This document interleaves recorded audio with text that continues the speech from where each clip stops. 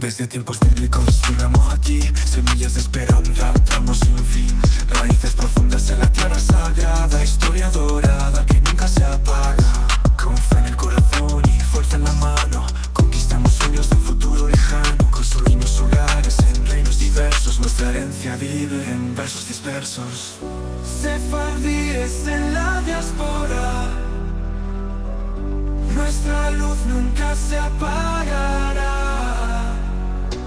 Expulsados pero siempre en pie, nuestro espíritu no se romperá. En la España medieval dejamos huella, con sabiduría convertimos estrellas. Ciencias y letras florecieron brillante, el legado sefardí, un faro constante.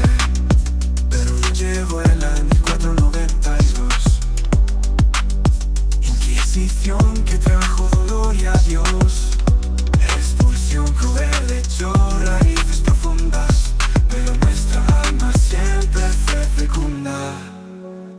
Pero llegó el año de 1492, Inquisición que trajo dolor y adiós, expulsión cruel echó raíces profundas, pero nuestra alma siempre fue fecunda. Sefardíes en la diáspora, nuestra luz nunca se apagará.